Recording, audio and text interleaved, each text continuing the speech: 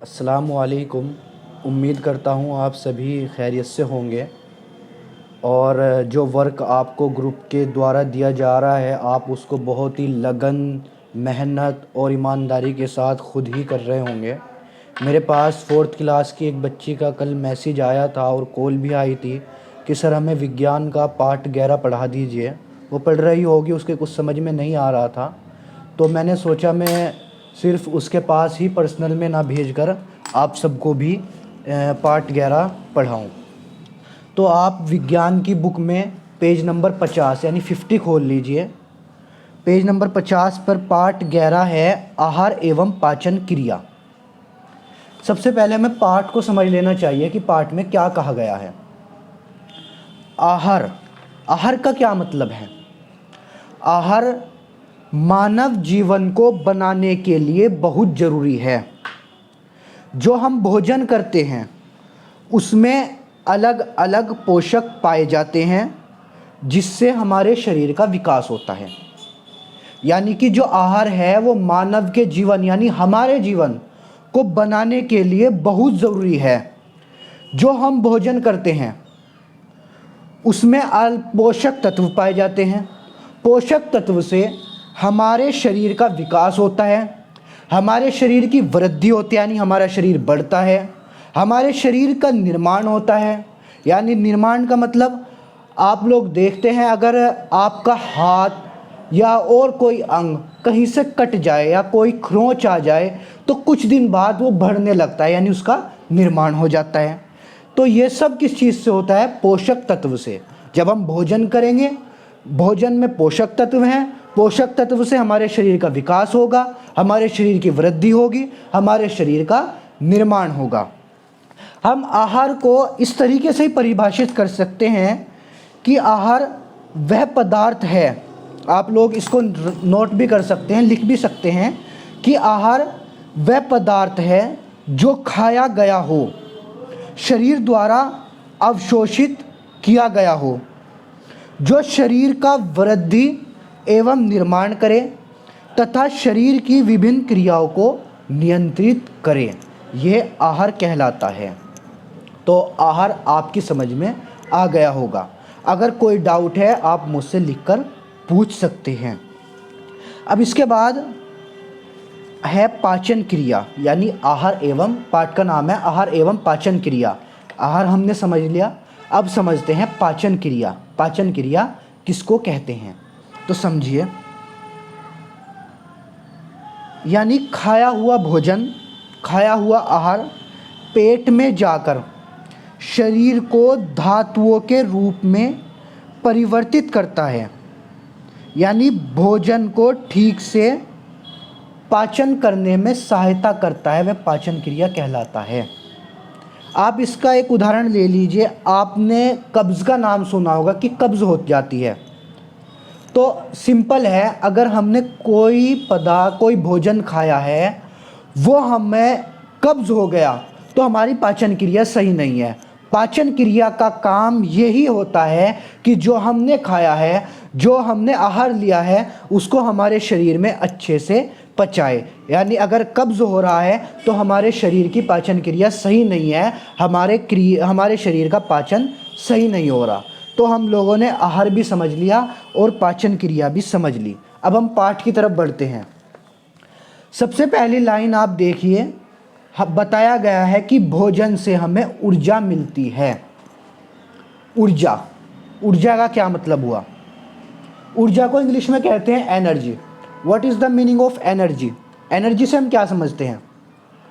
देखिए, ऊर्जा कार्य करने की कुल अक्षमता को ऊर्जा कहते हैं। यानी कि टोटल कैपेसिटी ऑफ वर्क, काम करने की कितनी कैपेसिटी हमारे अंदर है उसको हम ऊर्जा बोलते हैं, ऊर्जा कहते हैं। यानी कि सपोज़ करिए ये पेंसिल है, मैंने आपको कहा है आप इस पेंसिल को यहाँ से उठा करके दूसरे स्थान पर रख दीजिए, तो आप जितनी ऊर्जा, जितना कैपेसिटी आप इस पेंसिल को यहाँ से वहाँ कर ले जाने में लगाएंगे, जितनी अक्षमता आप इस पेंसिल को यहाँ से उठाकर वहाँ ले जाने में लगाएंगे, तो ये ऊर्जा कहलाएगी, यानी कार्य करने की कुल अक्षमता। यानी भोजन से हमें कार्य करने की अक्षमता प्राप्त होती है, कार्य करने की अक्षमता हमें ऊर्जा से मिलती है, भोजन से मिलती है। कार्य करने की कुल अक्षमता हमें भोजन से मिलती है। इससे कोशिकाओं की टूट फूट मरम्मत होती है, यानी भोजन से जो हमारे शरीर के अंदर टूट फूट होती है वो हमें मरम्मत होती है, वो हमारी मुकम्मल होती है। रोगों से रक्षा होती है, यानी कि बीमारियों से हम भोजन करते हैं तो भोजन हमें बीमारियों से बचाता है। वृद्धि व विकास होता है, यानी हमारा शरीर बढ़ता है आगे की ओर। जब हम भोजन करते हैं शरीर आगे की ओर विकास के साथ बढ़ता है, यानी एनर्जी ताकत के साथ हमारा शरीर बढ़ता है अगर हम अच्छे से भोजन लेते हैं। भोजन में पाए जाने वाले विभिन्न पोषक तत्व शरीर के लिए उपयुक्त सभी कार्य करते हैं, यानी जो शरीर के अंदर पोषक तत्व पाए जाते हैं वो शरीर के अंदर हमारे विभिन्न तरीके से वृद्धि करते हैं। ये पोषक तत्व जैसे कार्बोहाइड्रेट एक पोषक तत्व है। आगे बतलाया जाएगा कि कार्बोहाइड्रेट क्या होता है और इससे हमें किस प्रकार की ऊर्जा मिलती है। कार्बोहाइड्रेट प्रोटीन, वसा, विटामिन, खनिज लवण, जल एवं रेशे यानी कि फाइबर, ये सब पोषक तत्व हैं। आगे मैं आपको बतला दूंगा कि ये कार्बोहाइड्रेट, प्रोटीन, वसा, विटामिन, जल ये सब क्या होता है। बस फिलहाल समझने वाली बात यह है कि कार्बोहाइड्रेट, प्रोटीन, वसा, विटामिन, खनिज लवण, जल तथा रेशे ये सब पोषक तत्व हैं। अब इसके बाद आपकी बुक में एक नीला हेडिंग दिया गया है, आप ध्यान से देखिए, संतुलित आहार। संतुलित आहार इसका मतलब होता है जो भोजन हम प्रतिदिन खाते हैं आहार कहलाता है। तो मैंने आपको बतला दिया, जो हम भोजन करते हैं वो आहार कहलाता है। जिस आहार में सभी पोषक तत्व उचित मात्रा में रहते हैं उसे संतुलित आहार कहते हैं।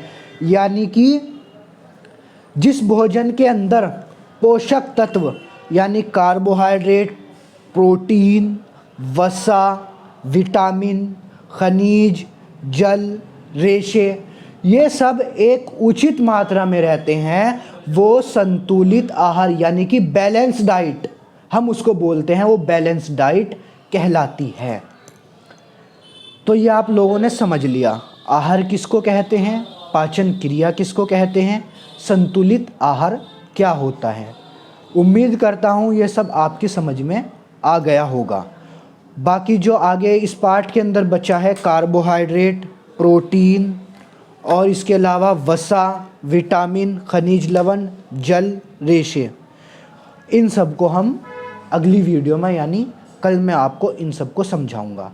एक बार और मैं दोहरा देता हूँ कि भोजन से हमें ऊर्जा मिलती है, ऊर्जा कार्य करने की कुल क्षमता होती है। इससे भोजन से हमारी कोशिकाओं की टूट फूट की मरम्मत होती है, रोगों से रक्षा होती है, शरीर में विकास होता है, शरीर की वृद्धि होती है। भोजन में पाए जाने वाले विभिन्न पोषक तत्व शरीर के लिए काम करते हैं, जैसे कार्बोहाइड्रेट, प्रोटीन, वसा, विटामिन, खनिज लवण, जल तथा रेशे। ये हमारे शरीर को ऊर्जा देने में, शरीर का विकास करने में, शरीर का निर्माण करने में, शरीर की वृद्धि करने में सहायता करते हैं। तो अगर आपसे पूछा जाए कि शरीर की वृद्धि, विकास और निर्माण करने के लिए क्या आवश्यक है, भोजन। क्या आवश्यक है, भोजन। भोजन में क्या पाया जाता है, कार्बोहाइड्रेट, प्रोटीन, वसा, विटामिन, खनिज तथा लवण, जल एवं रेशाएं। उम्मीद करता हूँ आप सब लोग इसको ध्यान रखेंगे जो मैंने बतलाया है, और आप जो मैंने बता दिया अपनी बुक से देखकर और ये वीडियो देखकर कम से कम 5 से 6 मरतबा आप इसको पढ़ें, आपके अच्छे से ये सब कुछ समझ में आ जाएगा। बहुत बहुत शुक्रिया आपका।